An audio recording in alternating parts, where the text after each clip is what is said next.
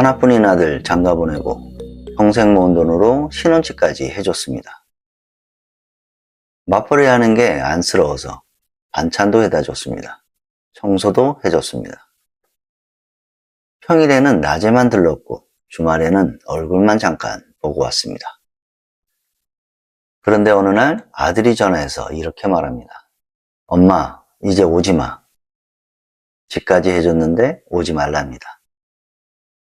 나중에 가보니 비밀번호까지 바뀌어 있습니다. 더 서운한 건 아들이었습니다. 결혼 전에는 엄마 밥 먹었어? 어디 아픈 데 없어? 주말엔 뭐해? 이러던 아들이 결혼하고 나서는 연락도 뜸해지고 무슨 일만 생기면 며느리 편만 든답니다. 시어머니들은 여기서 며느리가 아들을 뺏어갔다라고 느낀다고 합니다. 정말 며느리가 아들을 빼앗아간 걸까요? 아니면 아들이 독립된 가정을 만든 걸까요? 심리학에서는 이걸 상실감이라고 합니다. 아들을 잃은 게 아닙니다. 예전의 관계를 잃은 겁니다. 사람은 슬픔보다 분노를 먼저 느낍니다.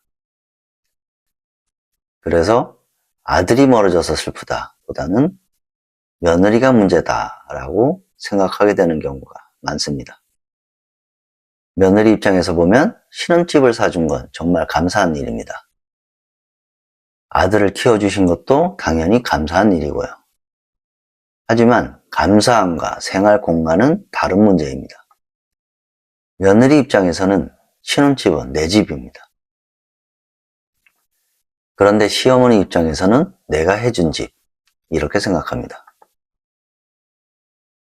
예를 들어 보겠습니다. 시어머니가 새벽부터 장을 봐서 반찬을 만들어 갑니다. 며느리를 위해서 고생한 거죠. 그런데 며느리는 저녁 식사 계획이 시어머니로 인해 갑자기 바뀌어 버립니다. 시어머니가 청소를 해줍니다. 이것도 당연히 도와주려고 한 거죠. 그런데 며느리는 왜 내 물건을 마음대로 만지지? 라고 느낄 수 있습니다. 시어머니는 사랑이라 생각했고 며느리는 간섭이라고 느낀 겁니다. 그래서 고부 갈등은 누가 나빠서 생기는 경우보다 기준이 달라서 생기는 경우가 훨씬 많습니다. 여기서 중요한 사람이 있습니다. 바로 아들입니다. 고부 갈등은 사실 아들이 키우는 경우가 많습니다. 어머니에게는 엄마가 좀 이해해줘. 아내에게는 그냥 참아. 이렇게 말해버리면 둘 다 상처받고 둘 다 서운해집니다. 아들이 중재자가 되어야 하는데 방관자가 되는 경우가 많습니다. 그래서 갈등이 더 커지는 겁니다. 며느리가 오래 잘 지내는 시어머니들은 공통점이 하나 있습니다. 잘해주려고 애쓰지 않는다는 겁니다. 불편하게도 하지 않습니다. 이 차이가 정말 큽니다. 시어머니들은 반찬도 해주고 청소도 해주고 손주도 봐주고 뭐든 해주면 가까워질 거라고 생각합니다.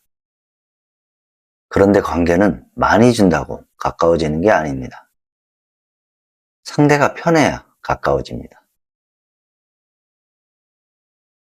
오히려 적당한 거리를 두고 필요할 때 도와주고 간섭하지 않고 기다리는 시어머니들이 나중에는 더 사랑받는 경우가 많습니다.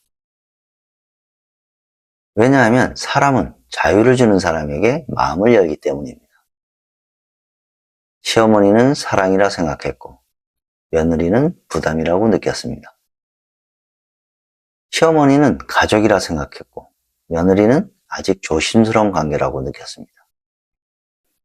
마음은 있었지만 방식이 달랐던 겁니다.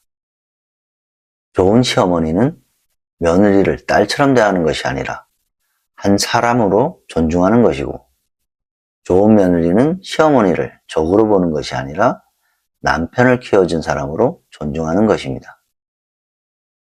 사람은 누구나 존중받는다고 느낄 때 마음을 엽니다. 며느리를 먼저 존중해주면 며느리가 스스로 존중받는다고 느낄 때 먼저 다가올 것입니다. 감사합니다.